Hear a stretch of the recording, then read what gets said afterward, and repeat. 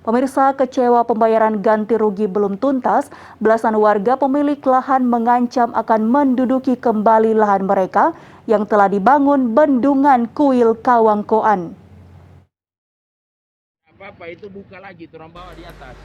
Menuntut hak ganti rugi atas lahan mereka yang di atasnya sedang dibangun proyek nasional Bendungan Kuil Kawangkoan, sejumlah perwakilan warga pemilik lahan didampingi kuasa hukum mendatangi lokasi proyek pembangunan.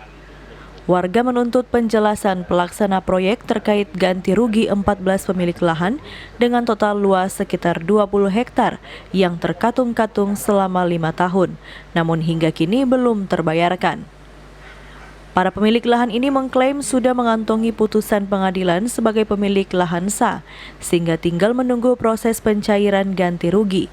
Namun hingga saat ini, warga kesulitan memperoleh rekomendasi dari panitia pembebasan lahan untuk menerima pembayaran.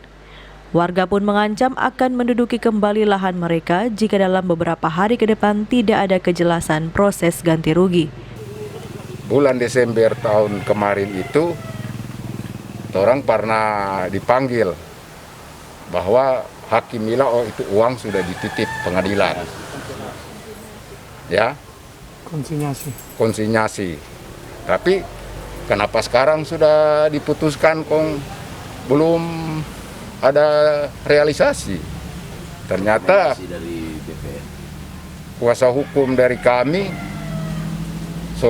berulang-ulang kali pergi di BPN, Balai Sungai, tapi ternyata tidak ada respon dari sana. Jadi kami masyarakat atau petani yang punya tanah sangat kami akan menguasai dulu lahan karena berdasarkan alas hak kepemilikan pemilik lahan adalah yang berhak secara hukum yang berlaku di Indonesia. Ada batas waktu nggak, Pak? Ya, prinsipnya kalau sudah dilayani dan diselesaikan, tentu kami akan tunduk pada penyelesaian itu. Tapi kalau tidak, ya selaku pemilik lahan, otomatis kami minta lahan itu harus dikembalikan dulu. Harus kami kuasai dulu. Hentikan dulu apa aktivitas yang berada di lahan tersebut. Pak, walaupun intinya untuk kepentingan negara juga.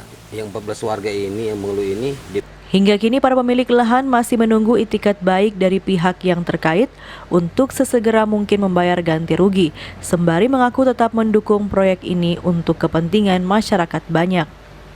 Paul Baole melaporkan untuk Kawan Wa TV.